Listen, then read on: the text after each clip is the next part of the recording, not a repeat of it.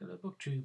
Today is going to be another part in my ongoing review of this collection of short stories, Reality and Other Stories by John Lanchester. Today I'm going to be giving my review of the 8th and final story in the collection, Charity.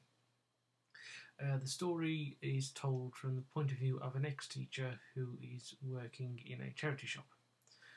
One day a middle-aged lady comes in and drops off a large photograph of a framed photograph of a painting, which is probably late Victorian and shows a colonial official receiving tribute from from a group of natives, which the ex-teacher doesn't like, and there's a large box of stuff, amongst which is what is a carved wooden selfie stick, which the teacher gets an uneasy feeling from when he's holding it. It doesn't feel right, he feels cold, there's something unnatural about it. But anyway, he puts this aside, the lady leaves, and then he sort of goes on about his duties.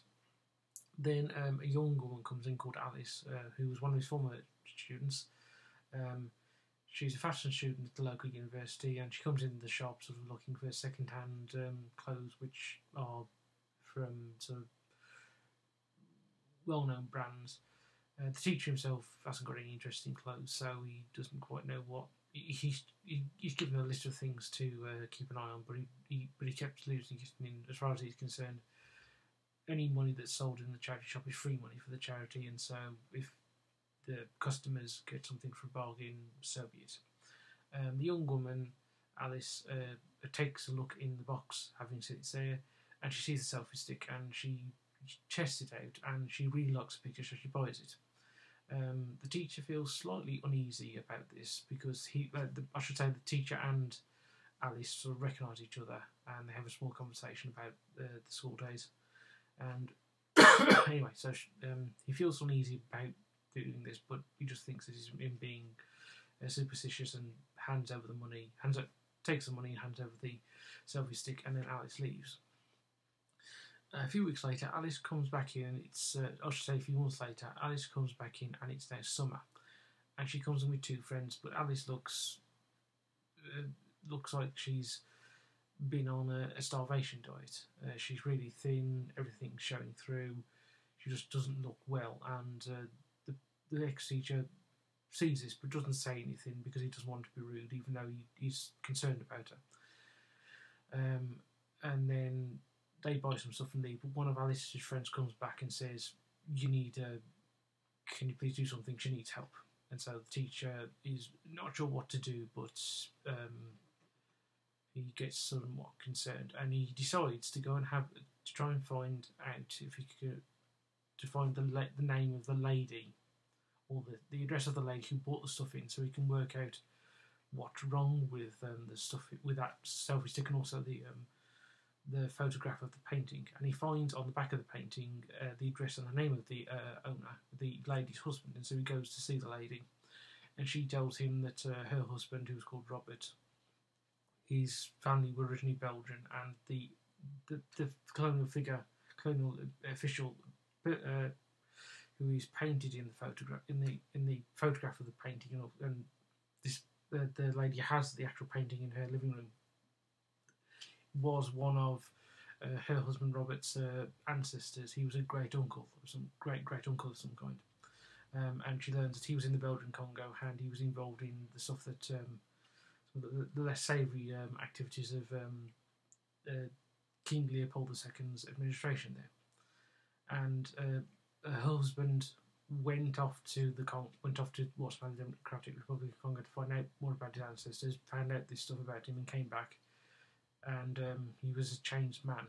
And one of the things he brought back with him was the selfie stick, which was made of wood, which came from the estate, from the sort of colonial palace that this ancestor built in the Congo, but which was then burnt down by the natives.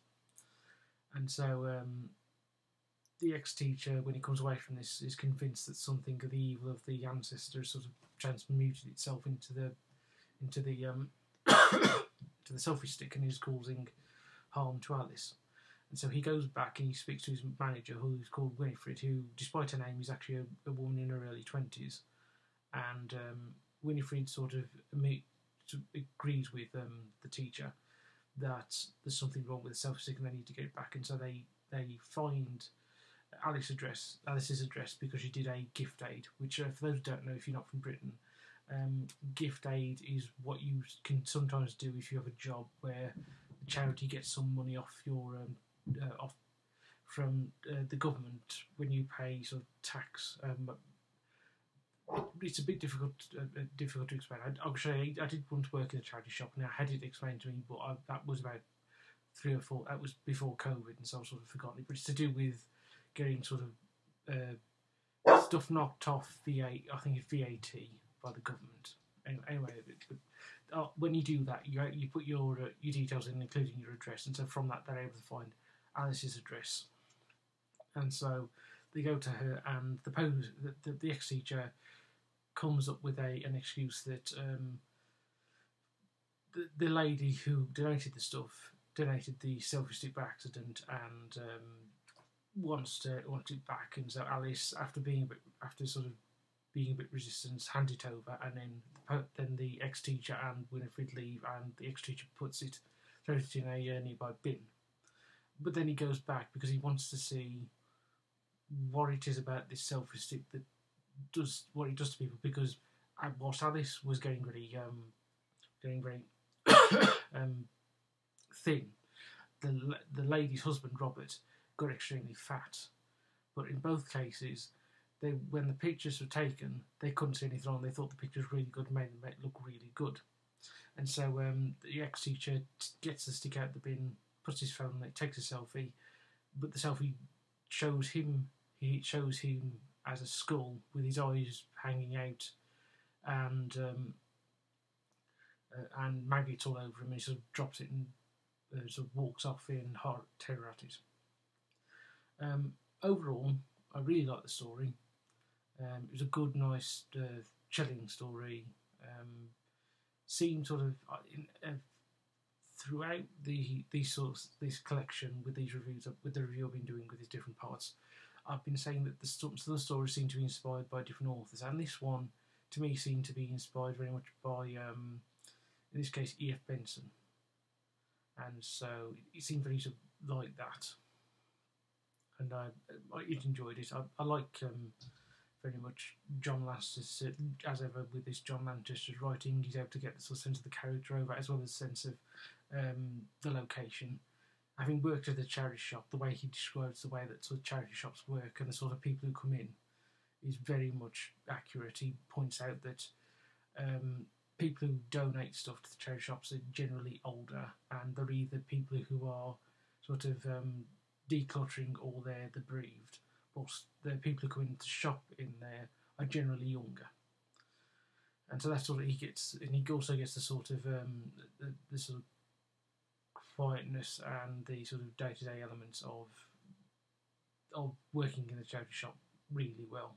And he gets it over with a modicum, with quite a short description, but you get it really sort of anchors you there quite quickly and quite accurately. And so that was really well done. Overall, with this collection, I really enjoyed it. Most of the stories were great. The only story I didn't take to was the title story, Reality. But that was because that was sort of, as far as I can tell, inspired by and about a ostensibly reality TV program. Participants taking in a sort of Big Brother style house, and I don't really care about reality TV, so that sort of didn't sort of grab me very much.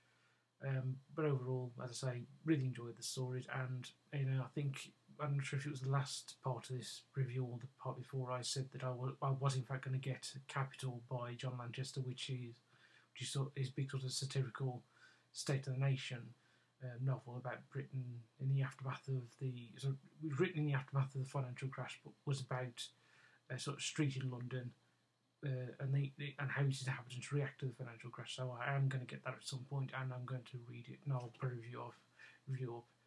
However, that will probably be later on this year, probably in the autumn or winter. so it'll be some time off. But when I do buy it, I'll do a video showing that I bought it. So with that, BookTube, I will say goodbye, and I will see you later.